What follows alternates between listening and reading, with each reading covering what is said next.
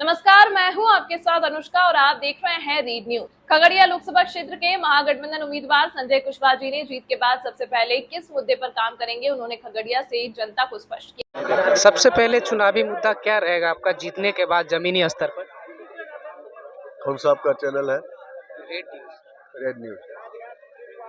जनसंपर्क अभियान में हम निकले हुए हैं और अब 3 दिन बचा हुआ है जनसंपर्क अभियान का। और जनसंपर्क अभियान में के दौरान आपने समय निकाला, धन्यवाद आपको, आपके तमाम व्यूअर्स को भी, जो जनता मालिक हैं खगड़िया लोकसभा के, सबको महागठबंधन के प्रत्याशी के तौर पर सीपीआईएम की ओर से उसके प्रत्याशी के तौर पर मैं नमस्कार करता हूँ। आपने मुद्दे की बात की है तो जो खगड़िया लोकसभा का जो मुख्य मुद्दा है, जो हम घूम के देख पा रहे हैं, मेरा मुद्दा नहीं, वो जनता की आवाज़ बन गई है। और वो आवाज़ ये है कि खगड़िया के बेटा को के साथ संघर्ष में जो मैदान में है वो बाहरी उम्मीदवार है और वो पैराशूट से उतार दिए गए हैं। आदरणीय चिराग पासवान जी ने जिन्हें टिकट दिया है, कैसे दिया उसमें हम नहीं जानना चाहते हैं, लेकिन वह आदमी खुद अपने हलफनामा में SC/ST एक्ट के बारे में चर्चा की है और उसके अंदर SC/ST एक्ट का चार्जशीटेड हुए हैं। तो दलित की राजनीति करने वाले चिराग पासवान ने SC/ST एक्ट के तहत जो चार्जशीटेड है उनको टिकट देकर आखिर वो क्या बताना चाहते हैं। तो पहला सवाल है, ये जनता का मुद्दा है, ये जनता की तरफ सवाल है जो जनता मुझे कह रही है। दूसरा है कि जाहिर सी बात है कि जब कोई घर का बेटा खड़ा होता है और उसके अगेंस्ट में कोई बाहरी लोकसभा से बाहर का आदमी आता है तो घर के बेटा के साथ उसका एक लगाव, एक आत्मीय संबंध, ये वाजिब चीज़ है, इसमें कोई दुराय नहीं। रही बात और भी जो एजेंडे हैं, तो उसमें हमारा जो पहला एजेंडा है वो कनेक्टिविटी को लेकर है। आज भी हमारे लोकसभा में कनेक्टिविटी का अभाव है बड़े क्षेत्रों में। जिस इलाके में आज भी हम हैं, यह इलाका भी रिवर बेड के भीतर एक तरीके से है और यहाँ भी कनेक्टिविटी काफ़ी कम है। कई जगह मैं आया तो कुछ कच्ची सड़कें हैं, कुछ पुल पुलिया का अभाव है, लेकिन इससे भी और ज़्यादा खराब बिथान का जो आप जाइएगा रिवर बेड के भीतर, तो वहाँ तो बहुत अभाव है। वो आपको लगेगा कि हम 19वीं सदी में जी रहे हैं। आप चले जाइए सिमरी बख्तियारपुर के महसी और ब्लॉक सल्फा ब्लॉक के भीतर रिवर बेड में, तो आपको लगेगा कि हम 18वीं सदी में जी रहे हैं। आप खगड़िया हेडक्वार्टर जो है उससे आप 8 किलोमीटर दक्षिण जाइएगा, मात्र 8 किलोमीटर दक्षिण, आपको लगेगा 17वीं सदी में जी रहे हैं। ठीक उससे उत्तर अगर आप जाइएगा, वो सोनमनकी से पार होइएगा, जो कनेक्टिविटी की ज़रूरत है सहरसा को जोड़ने वाला, तो आपको लगेगा 17वीं सदी में जी रहे हैं। तो कनेक्टिविटी जब तक मजबूत नहीं होगा तब तक किसी भी क्षेत्र का विकास असंभव है। पहला सवाल। दूसरा सवाल हमारा है, जो एजेंडे हमारे हैं वो है शिक्षा के क्षेत्र को लेकर के।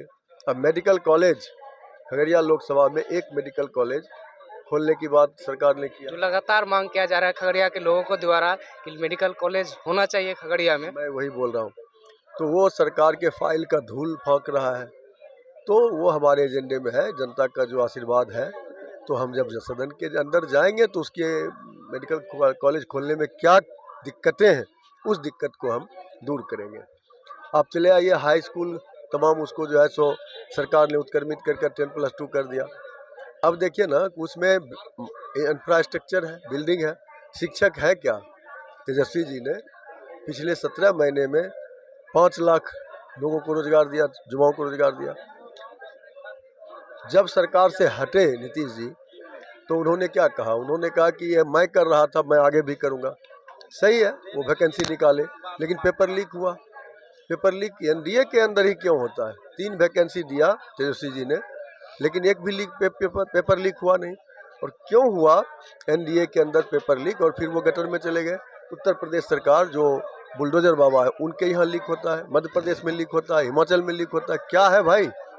ये मतलब साफ है कि सरकार जो एनडीए की है उसकी नीति और नीयत दोनों में खोट है, चूँकि वो तमाम जो सरकारी जो सेक्टर है जहाँ से बड़ी पैमाने पर नौकरियाँ निकलती है उसको वो बेच रही है। तो फिर नौकरी देने का कहाँ सवाल है? नंबर 1। नंबर 2, तो उसके अंदर इस हाई स्कूल 10+2 के अंदर शिक्षक देना। आप देखिए स्वास्थ्य सेवा का क्या स्थिति है। आप स्वास्थ्य सेवा के अंदर देखिएगा कि खगड़िया के अंदर एक हेडक्वार्टर के अंदर एक 100 बेड का जो है सो अस्पताल है। एक गोगरी अनुमंडल में 100 बेड का अस्पताल अभी हुआ है। हसनपुर के इलाके में भी वो अतिरिक्त स्वास्थ्य केंद्र वगैरह बहुत पड़े हैं, लेकिन कोई अतिरिक्त सेंटर खुलता है क्या? उसमें डॉक्टर होते हैं क्या? नहीं होते। उस 100 बेड के अंदर आप जाइएगा सर्दी खांसी का इलाज कराने के लिए तो आपको रेफर मिलेगा मायागंज हॉस्पिटल भागलपुर। अब ये हमारा इलाका गरीब का इलाका है, वो नहीं चाहता रेफर होके जाना, तो इसको दुरुस्त करने का सवाल है। आप बताइए हसनपुर के अंदर एक डिग्री कॉलेज नहीं है, शिक्षा का क्या भी डेवलपमेंट हुआ है आपके यहाँ, हमारे यहाँ? ये एक विषय है बड़ा सा। आप उसके बाद आप चले जाइए कि सबसे बड़ा जो समस्या हमारा है, हमारा ज़िला, हमारा लोकसभा, ये सारा जो है समस्तीपुर ज़िला हो, सहरसा ज़िला हो, खगड़िया ज़िला हो, यहाँ से बड़े पैमाने पे पलायन होता है। खास करके जो हमारा लोकसभा का पार्ट है हसनपुर का इलाका, क्यों? इसीलिए कि यहाँ पर रोजगार के कोई अवसर नहीं है। अब युवाओं को रोजगार नहीं मिलेगा तो पलायन करेगा, और पलायन करने का, उसको रोकने का एक ही उपाय है कि आप रोजगार दीजिए। अब हसनपुर के अंदर ईख पर आधारित खेती होती है। अब ईख के ऊपर में एक चीनी मिल है, वो किसानों को सही समय पे दाम नहीं, पेमेंट नहीं करता है, वाजिब कीमत नहीं देता है, किसानी बंद हो जाता है।